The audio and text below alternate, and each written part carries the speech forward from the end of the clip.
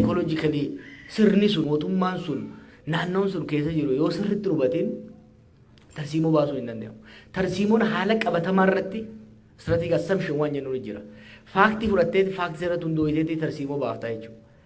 Tarsiimoo tokko baasuudhaaf haala qabatamaa hawaasa sanii, haala qabatamaa naannoo sanii, biyya sanii, mootummaa sanii, sirna sanii sirriitti hubachuu barbaachisa. Kanaaf jijjiiramoota afur observe godhe ilaaleen isin himuu barbaadarra.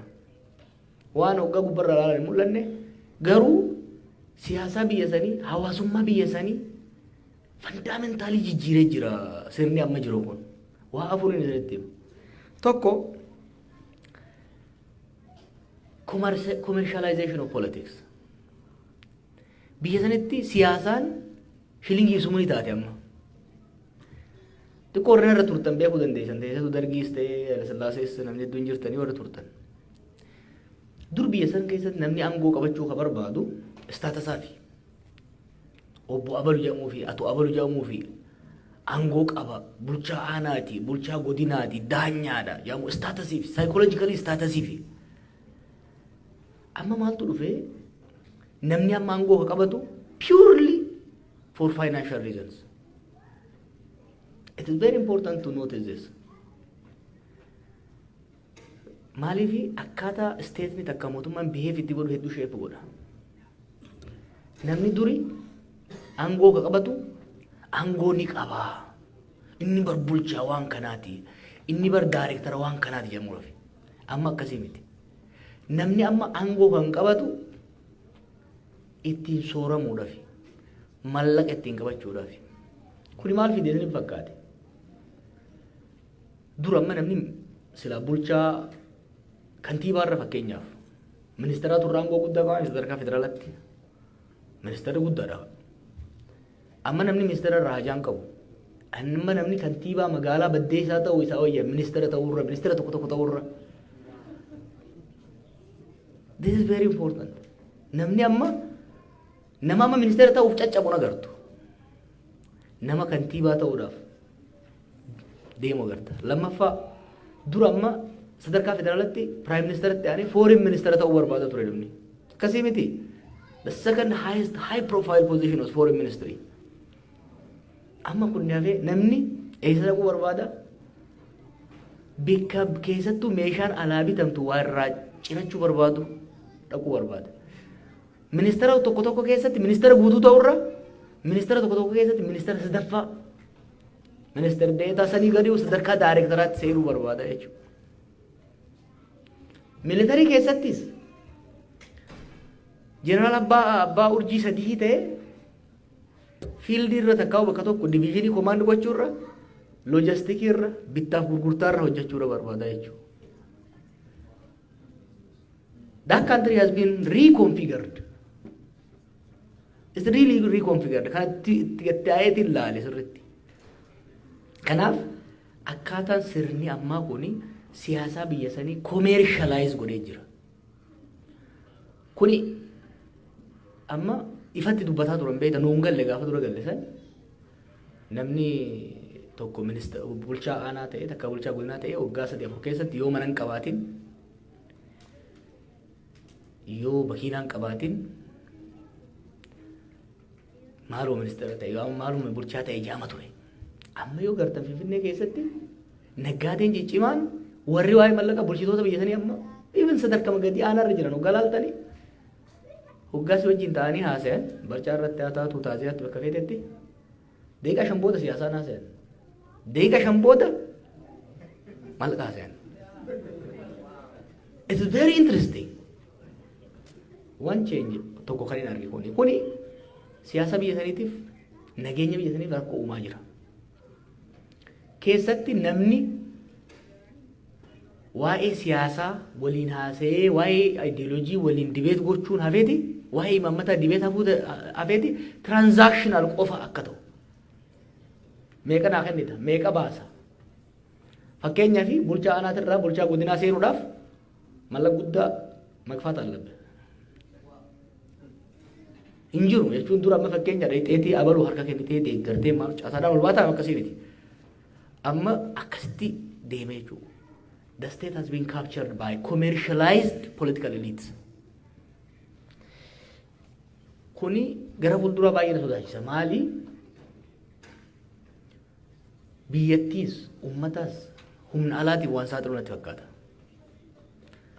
Maaliif kompetiishinni eliitii bulchiinsaa jidduu jiru aangoo wal caaluudhaaf osoo hin ta'in qabeenyaan wal caalu yoo ta'e, qabeenyaan wal caalu irratti fuulleffatu taate, risoorsiin biyya sanii immoo hedduu limited waan ta'eef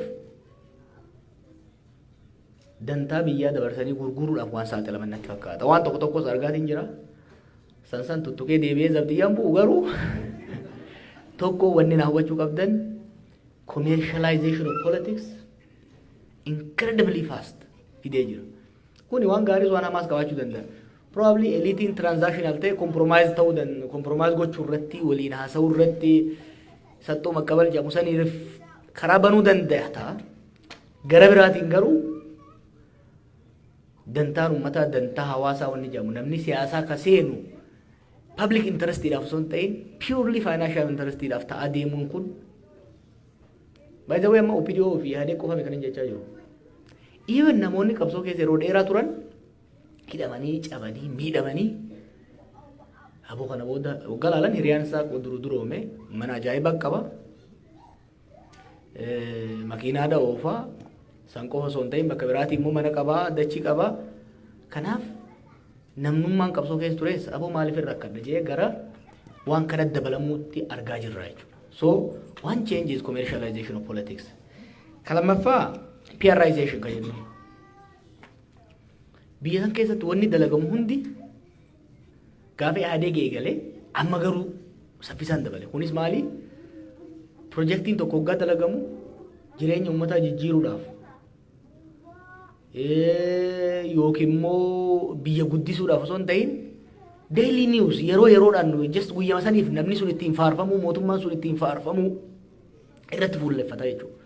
Waan hojjetamu projektoota waggoota afran hojjetaman yoo ilaalte fuulleffannaan guddaan bilijilichi irratti ta'e. PRization amma bar qondaalli hundi Facebook armii mataa ofii qaba qondaalli hundi. Qondaalonni amma Oromiyaa irras jiran federaal irra jiran yoo ilaaltan nama 45 kan mindeessantu jira ka Facebook irratti waan magaarii isaanii faarsu footoma isaanii maxxansaa fi ooluu qaban. Xiqqoo waggaa waa dalagan waan san godhuuf kun PRizationiin kun namni waan substantiif ta'e waan qabatamaa ta'e hojjetu irratti osoo hin ta'in waan guyyaa har'aa ummanni haasa'uu danda'u ummanni ittiin faarsu irratti akka fuulleffatu sadarkaa mootummaatti illee sadarkaa qondaalaatti illee kun observationii tokko waan godhe kana jechuudha. Kabiraa jijjiiramni arge anti intellectualism. Dhaloonni nu duraa sanii keessattuu dhaloonni 70moota 60moota keessa ture sun beekumsaaf kabajaa qaba ture. Inumaa xiqqoo keessa dabran turan. Hedduu hair splitting keessa seenu turan. Komunizimiin waan akkasii qaba namni hedduu dibeet godha ture hedduu waliin morma ture yaada kitaaba adda addaa dubbisa ture seeliidhaan deema ture beekumsaaf gatiin guddaa ture. Amma waggoota afran kana hayyoota ofirraa dhiibuu hayyoo beekumsa xiqqeessuu warri beekee homaan finne yoo agartan miidiyaa mootummaa irratti illee it is interesting manidhaa keessa ta'eetiin namoota sadii ka PhD qabu warra PhD qabu kan arrabsuun arge. Beekumsa argachuun dhiphoo akka nama godhu shaaloo akka nama godhu duula intensive godhametu godhame. Kanaaf maal ta'ee imaammanni biyyaatis tarsiimoon bahus qorannoof qo'annoo irratti osoo hin ta'in hawwii fi wishful thinking irratti akka ta'u godhe. Wannummaan ca'umsi guufatee rakkoo keessa seenneef tokko wanti godhamu karoorri bahu imaammanni bahu tarsiimoon bahu qo'annoof qorannoo irratti hubannoo irratti sirriitti gadi fageessanii irratti mari'achuu irratti osoo hin ta'in gubbaa garaaf godhanii deemuu irratti fuulleffatame. Kanaaf amma xiqqoo yoo inni malee baatii jahan dabre kana yeroo lolaa sanfaa hedduu nama sodaachisa ture. Biyyi sun biyya sabaa sablammoota 70 wayiiti. Gaanfa Afrikaa keessa jirti. Haalli addunyaa jijjiiramaadha. We are functioning in a complex system and rapidly changing global order keessa deemaa jirra. Kana haasa'uun fedhu amma warri biyya san bulchu. No. Waan mataa nama cinqu haasa'uun barbaadan. Waan mataa nama yaachisu haasa'uun barbaadan. eliitiin sheppii godhame hanga gadiitti waan ajaa'ibaatiin dhufe bara. Amma hoggaa xiqqoo waan tokko sabstaantiif ta'e hoggaa amma lakkoofsa fa'aa yaada wayii dhiyeessu. Ragaa yaada sanii maal yoo ta'an deebii kennuu barbaadan. San qofa osoo hin ta'in nama gaafii kiriitikaal ta'e gaafatu. Nama yaada dhiyeessu. Even warra ijoollee qabsoo keessaa bakka adda addaa itti makamte amma ni gartan yeroo tokko tokkotti fincila itti dhufaa jiru. Namoota xiqqooma yaada qaban akka maraataatti ilaalu, akka farra misoomaatti ilaalu, akka gowwaatti ilaalu. So anti-intellectualismiin bal'inaan biyya san keessa sadaffaadhaan akka baddaa kun. Commercialized ta'e, PR irratti hedduu fuulleffate, propaganda qofa irratti substaansii osoo hin qabaatin, lammaffaa immoo hayyummaa xiqqeessuu irratti deeme. Konsekwensiin keessattuu anti-intellectualismii kuni it's a trend globally waan kana biyya kanatti amma biyya Ameerikaatti yeroo Trump waan akkanatti ture yoo ilaaltan. Hayyummaa beekumsa xiqqeessuu more emotionally onneen deemuu ol kaasuu irratti fuulleffatamuu kana agarta. Kuni rakkoo biyyattii salphisanii akka ilaalan. Ni jeefaa xiqqooma fudhatanii if there is a will there is a way ka jedhu. Kanaafuu gidaara san nin cabseettee deemnaan cabsitee deemuu dandeessa. Osoo hin xiinxaliin maalirraa ijaaramee osoo hin laaliin deemtee waa hundi cabsuu dandeessa yaadni jedhu kun predominant ta'ee dhufe. Kun biyya san diigaa jira beektaa? Maaliif? Waan qondaalonni dubbatan kana carefully hoggaa laaltan, waan isaan hojjetan hoggaa laaltan, waan hin bilchaatin, waan itti yaadamin, xaxama biyyi sunii fi naannoonni sun keessa jiru sirriitti xiinxalanii karaa filachuu osoo hin ta'in naa akkuma itti dhufetti akkuma billichitti jeetti itti deemuun aadeeffamee dhufe. Mootummaa qofa keessatti miti. Contagious ta'ee jira yaadno kun. Nama hojii hoggaa gatteessee xiqqooma waan substantiif ta'e. Maali wanni ammas jettu kun theoretical background isaa maali? Where is the empirical evidence? Muuxannoon biyyoota biraa maal fakkaata? Hoggaa jetteen hoggaa kun bara yuunivarsiitii miti siin jenna. Kun siyaasaadha siin jenna. Siyaasaan shira malee waan sirriitti itti yaaddee itti cinqamuu qabdu miti siin jenna. Barkasii finne yuunivarsiitii barsiisiif osoo hin ta'in waan kana geggeessiifi inuma geggeessi qofa osoo itti yaadin. So rakkoo amma agartan biyya kana keessatti agartan keessaa tokko this anti-intellectualism has led to shallow analysis. Rakkoo biyya sanii rakkoo diinagdee biyya sanii akkaatuma isaan diinagdee itti fix godhuudhaaf yaalan yoo ilaaltan.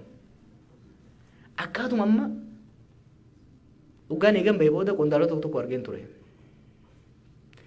Biyyi sun lola waggaa tokkoo fi walakkaa namni 500 fixe keessaa warra hogganan fakkaatan. They have not taken time to appreciate and reflect how deep the country has gone. Akka watakkan ta'in sitti haasayan.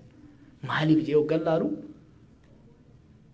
anti-intellectualismii maalitti ergee waa hunda salphisanii laaffisanii akka laalan godhee jechuudha. Jijjiiramni sadaffaa ani arge afraffaatti osoo hin dhufin keessattuu anti-intellectualismiin kun maal godhee nama amansiisuudhaan osoo hin taane sodaachisuudhaan bituu. Namoota carefully mee Amaarri maal barbaada, Oromoo maal barbaada, Tigreen maal barbaada, Walaayitaan maal barbaada, mee waan inni barbaadu jidduutti haafinnu jechuurra wal jibbaa fi wal shakkii jidduutti naquu irratti akka fuulleffatamu godhe jechuudha. Even Oromoo jidduuttu hoggaa gaafiin tokko ta'e maaliif gaafiin kan ta'e? What is the incentive mechanism driving the protest, the rebellion? Kajau analyze gochuu dhiisanii garamitti deeman securitization. Balaan takka kaateemi maddi balaa kanaa maali?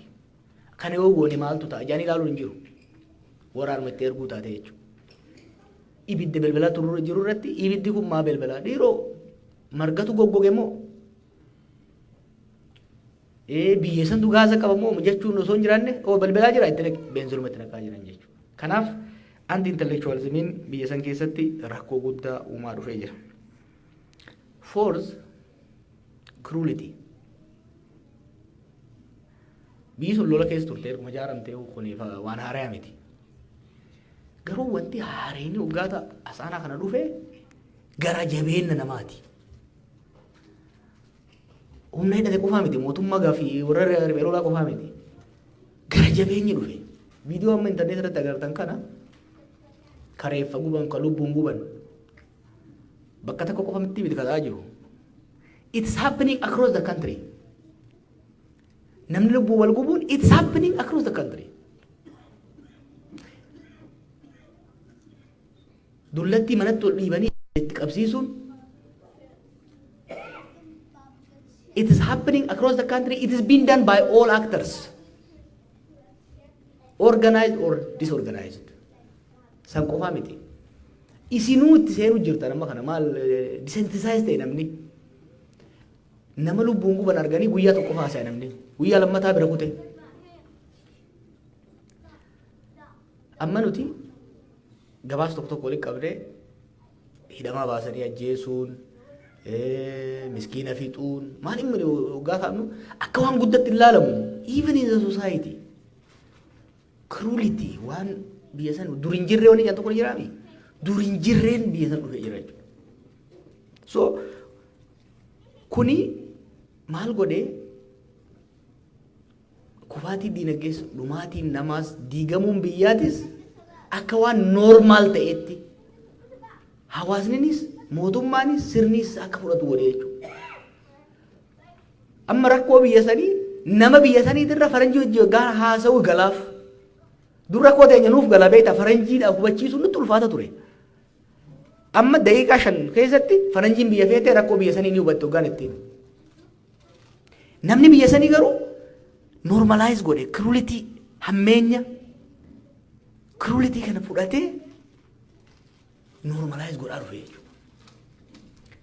Maaliif hin kana sanitti hima? Commercialization is, PRization is, anti-intellectualism is, cruelty kun is hoggaa walitti qabamu. Atiin biyya sanitti waan haaraa keessa seenaa jirra. Akka hawaasaatti, akka biyyaatti, akka uummataatti feezii haaraa keessa seenaa jirra. Kan akkamitti keessaa baanaan gaafii guddoodha. Uummata keenya diaasporaatis hundumaa kan biyya keessaatis kan hin gaafadhu keessattuu hayyoota kan hin gaafadhu